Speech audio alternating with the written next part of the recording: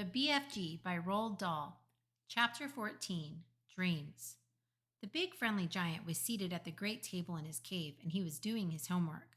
Sophie sat cross-legged on the tabletop nearby, watching him at work. The glass jar containing the one and only good dream they had caught that day stood between them.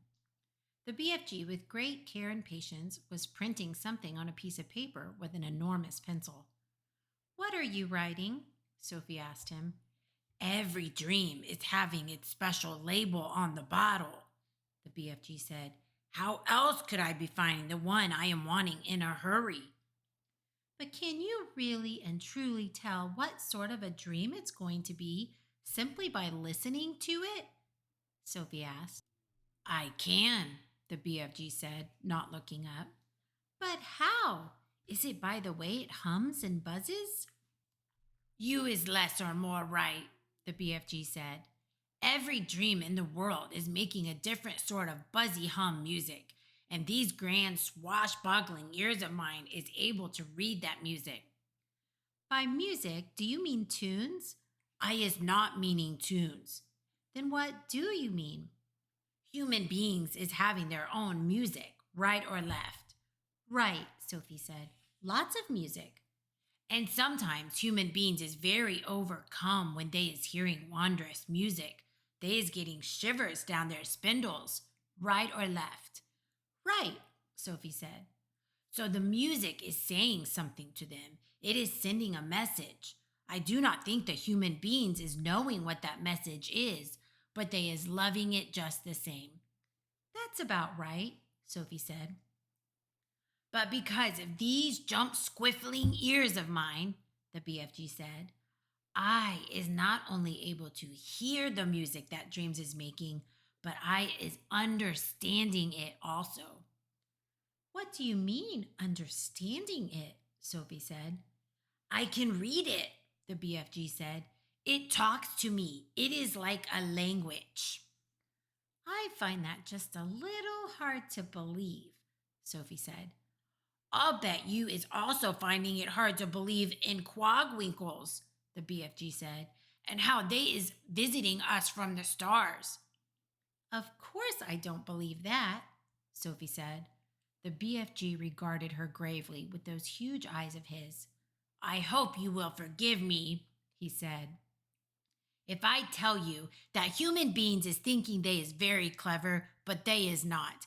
They is nearly all of them not muchers and squeak pips." "I beg your pardon," Sophie said. "The matter with human beings," the BFG went on, "is that they is absolutely refusing to believe in anything unless they is actually seeing it right in front of their own schnozzles. Of course quagwinkles is existing. I is meeting them oftenly. I is even chittering to them." He turned away contemptuously from Sophie and resumed his writing. Sophie moved over to read what he had written so far.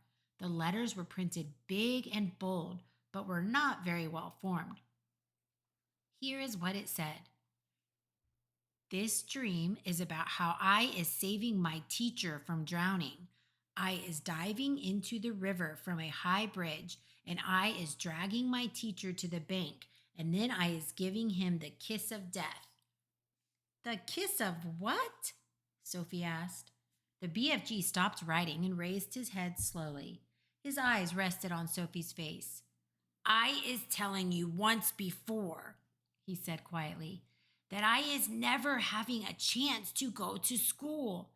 I is full of mistakes. They is not my fault. I do my best. You is a lovely little girl, but please remember that you is not exactly Miss Know-Everything yourself." "I'm sorry," Sophie said. "I really am. It is very rude of me to keep correcting you." The BFG gazed at her for a while longer. Then he bent his head again to his slow, laborious writing. "Tell me honestly," Sophie said, "if you blew this dream into my bedroom when I was asleep, would I really and truly start dreaming about how I saved my teacher from drowning by diving off the bridge?" "More," the BFG said. "A lot more. but I cannot be squibbling the whole grope-flunking dream on a titchy bit of paper. Of course there is more." The BFG laid down his pencil and placed one massive ear close to the jar. For about 30 seconds, he listened intently. "Yes," he said, nodding his great head solemnly up and down. "This dream is continuing very nice. It has a very dory-hunky ending." "How does it end?" Sophie said. "Please tell me." "You would be dreaming," the BFG said, "that the morning after you is saving the teacher from the river, you is arriving at school and you is seeing all the 500 pupils sitting in the assembly hall and all the teachers as well. And the head teacher is then standing up and saying, 'I is wanting the whole school to give 3 cheers for Sophie because she is so brave and is saving the life of our fine arithmetic teacher, Mr. Figgins, who was unfortunately pushed off the bridge into the river by our gym teacher, Miss Amelia Upscotch. So 3 cheers for Sophie.' And the whole school is then cheering like mad and shouting, 'Bravo, well done.' And forever after that, even when you is getting your sums all gung swizzled and muggled up, Mr. Figgins is always giving you 10 out of 10 and writing 'Good work, Sophie' in your exercise book. Then you is waking up." "I like that dream," Sophie said. "Of course you like it," the BFG said. "It is a fizz wizard." He licked the back of the label and stuck it on the jar. "I is usually writing a bit more than this on the labels," he said. "But you is watching me and making me jumpsy." "I'll go and sit somewhere else," Sophie said. "Don't go," he said. "Look in the jar carefully, and I think you will be seeing this dream."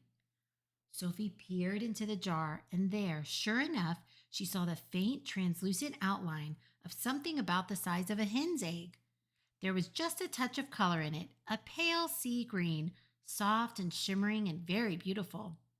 There it lay, this small, oblong, sea green, jellyish thing at the bottom of the jar, quite peaceful, but pulsing gently, the whole of it moving in and out ever so slightly, as though it were breathing. "It's moving," Sophie cried. "It's alive." "Of course it's alive." "What will you feed it on?" Sophie asked. "It is not needing any food," the BFG told her. "That's cruel," Sophie said. "Everything alive needs food of some sort, even trees and plants." "The north wind is alive," the BFG said. "It is moving. It touches you on the cheek and on the hands, but nobody is feeding it." Sophie was silent. This extraordinary giant was disturbing her ideas. He seemed to be leading her towards mysteries that were beyond her understanding. "A dream is not needing anything," the BFG went on. "If it is a good one, it is waiting peaceably forever until it is released and allowed to do its job. If it is a bad one, it is always fighting to get out."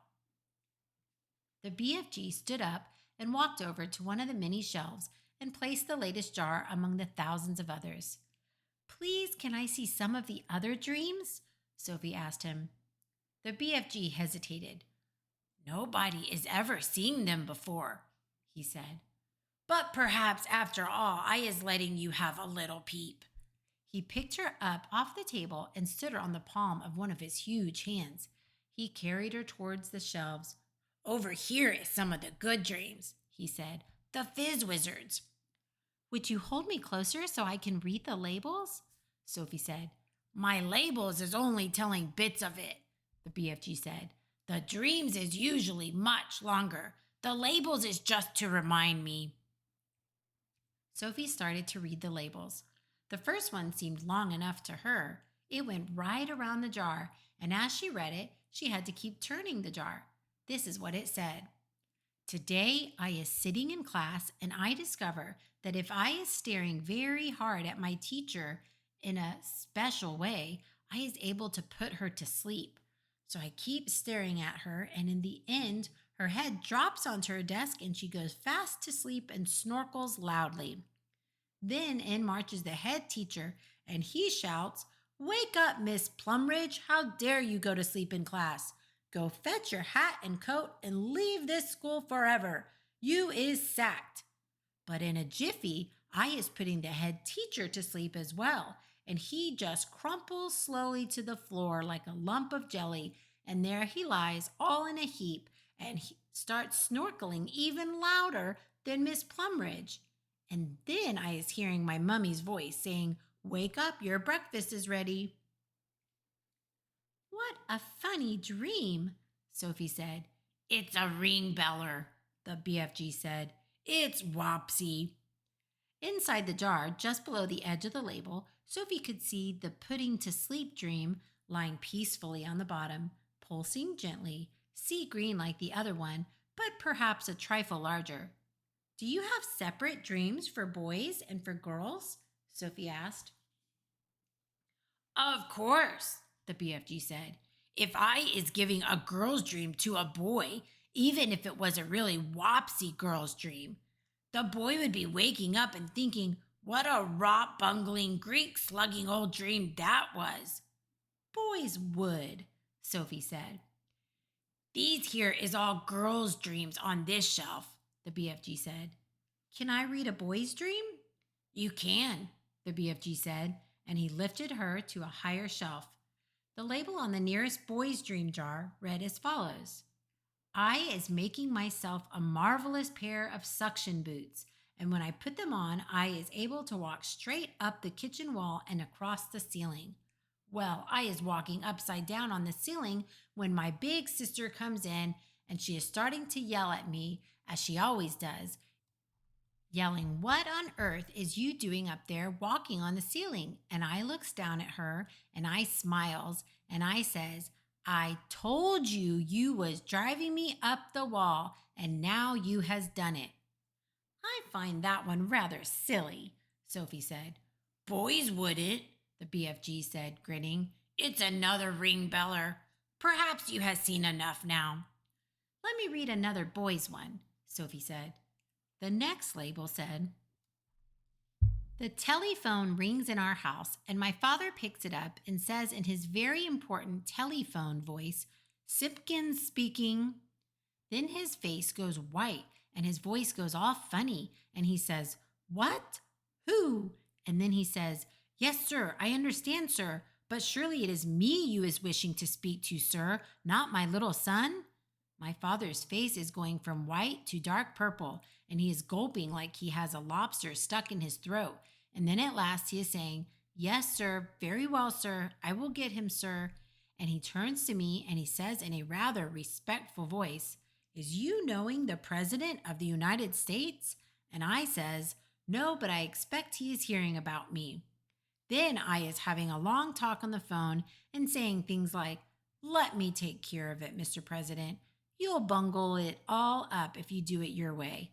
And my father's eyes is goggling right out of his head. And that is when I is hearing my father's real voice saying, 'Get up, you lazy slob, or you will be late for school.'" "Boys are crazy," Sophie said. "Let me read this next one." Sophie started reading the next label. "I is having a bath, and I is discovering that if I press quite hard on my tummy button, a funny feeling comes over me, and suddenly my legs is not there, nor is my arms. In fact, I has become absolutely invisible all over. I is still there, but no one can see me, not even myself. So my mummy comes in and says, 'Where is that child? He was in the bath a minute ago, and he can't possibly have washed himself properly.' So I says, 'Here I is.' And she says, 'Where?' And I says, 'Here.' And she says, 'Where?' And I says, 'Here.' And she yells, 'Henry, come up quick.' And when my daddy rushes in, I is washing myself, and my daddy sees the soap floating around in the air, but of course he is not seeing me, and he shouts, 'Where are you, boy?' And I says, 'Here.' And he says, 'Where?' And I says, 'Here.' And he says, 'Where?' And I says, 'Here.' And he says, 'The soap, boy, the soap, it's flying in the air.' Then I press my tummy button again, and now I is visible. My daddy is squiffy with excitement and he says, "You is the invisible boy." And I says, "Now I is going to have some fun."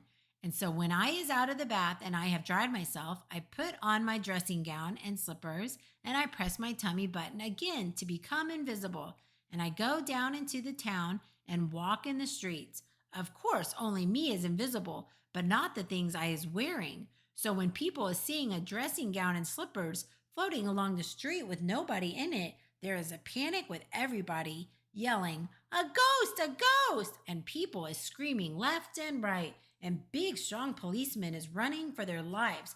And best of all, I see Mr. Grummet, my algebra teacher, coming out of a pub, and I float up to him and say, "Boo!" And he lets out a frightsome howl and dashes back into the pub.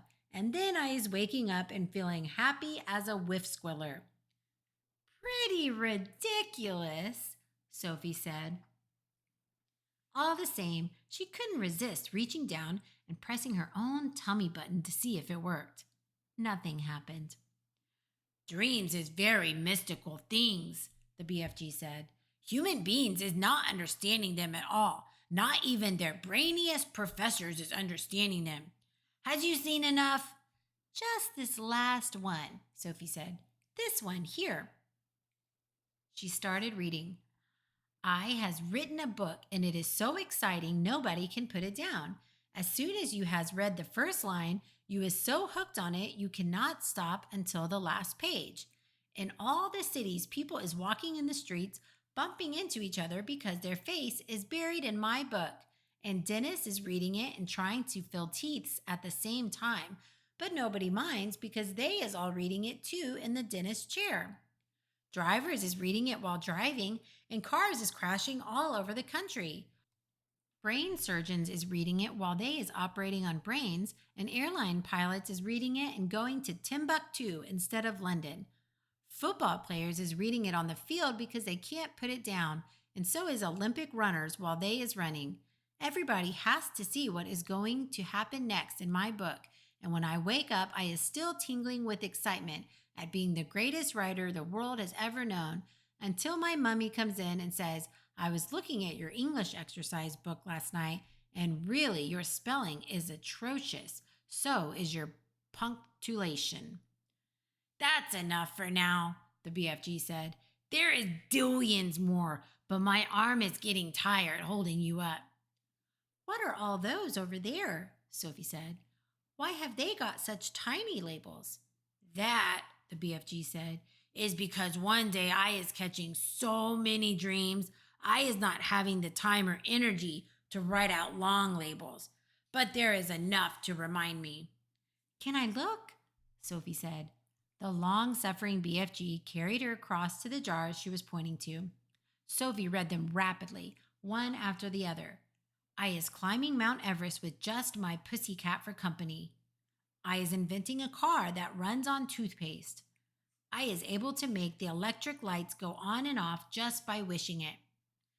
I is only an 8-year-old little boy, but I is growing a splendid bushy beard and all the other boys is jealous. I is able to jump out of any high window and float down safely. I has a pet bee that makes rock and roll music when it flies."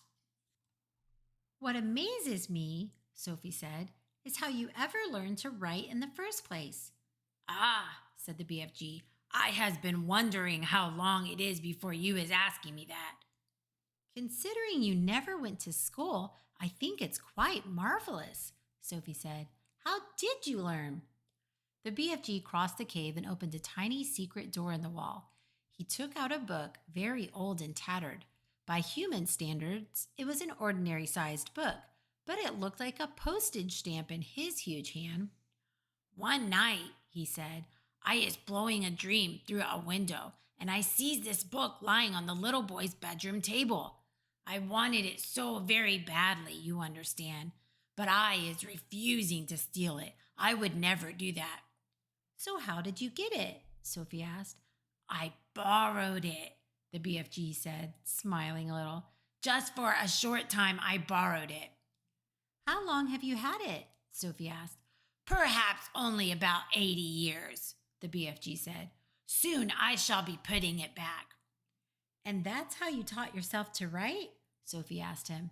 I is reading it hundreds of times, the BFG said. And I is still reading it and teaching new words to myself and how to write them. It is the most scrum-diddly umptious story. Sophie took the book out of his hand.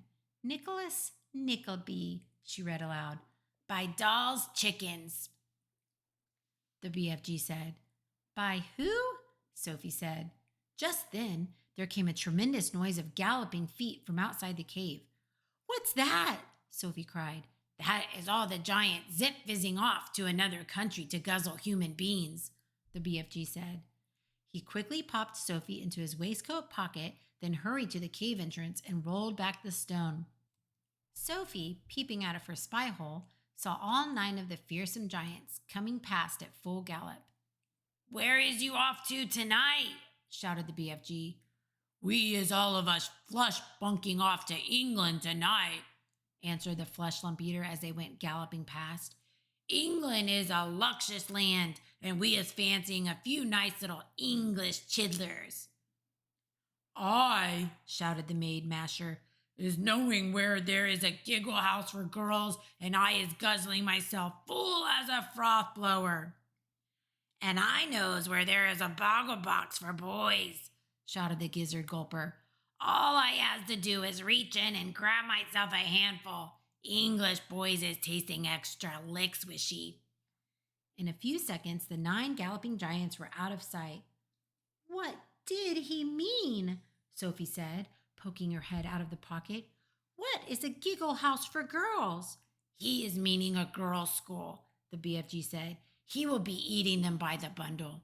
Oh, no, cried Sophie. And boys from a boys' school, said the BFG. It mustn't happen, Sophie cried out. We've got to stop them. We can't just sit here and do nothing. There's not a thing we can do, the BFG said. We is helpless as horse feathers. He sat down on a large, craggy blue rock near the entrance to his cave. He took Sophie from his pocket and put her beside him on the rock. It is now quite safe for you to be outside until day is coming back, he said. The sun had dipped below the horizon, and it was getting dark.